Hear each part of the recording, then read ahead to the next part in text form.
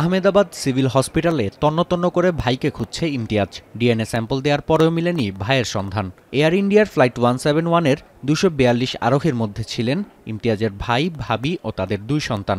উড়োজাহাজ কর্তৃপক্ষ 241 আরোহীর মৃত্যু নিশ্চিত করলেও এখনও স্বজনদের জীবিত পাবার আশায় দিন পার করছেন Imtiaz.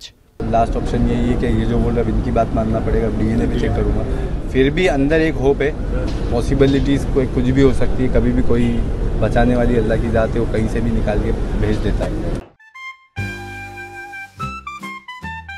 Tootie Twist chewing gum. ভারতের ইতিহাসের অন্যতম ভয়াবহ বিমান দুর্ঘটনার পেরিয়েছে 2 দিন। এখনও দুর্ঘটনাস্থলে কাজ করছে ফরেনসিক টিম। শনিবার কাজে যোগ দিয়েছে এয়ারক্রাফট অ্যাক্সিডেন্ট ইনভেস্টিগেশন ব্যুরো। ইতোমধ্যে মেডিকেল হোস্টেলের ছাদে মিলেছে একটি ব্ল্যাক বক্স। আরেকটির সন্ধানে চলছে উদ্ধার কাজ।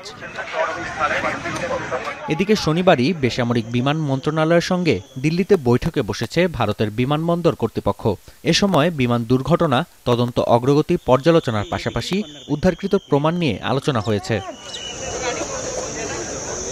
ক্ষতিগ্রস্ত বিজে মেডিকেল কলেজ হোস্টেলের শিক্ষক ও শিক্ষার্থীরা ছেড়ে গেছেন হোস্টেল প্রাঙ্গণ। এ সময় আহতদের সঙ্গে ছিলেন তাদের স্বজনেরা। পুরো প্রক্রিয়া নির্বিঘ্নে পরিচালনার জন্য হাই সিকিউরিটির ব্যবস্থা করে রাজ্য সরকার।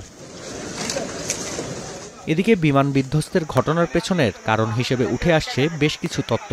ন্যাশনাল অ্যারোস্পেস ল্যাবরেটরির সাবেক উপমহাপরিচালকের দাবি, জ্বালানি দূষণের কারণে ঘটতে পারে এই দুর্ঘটনা।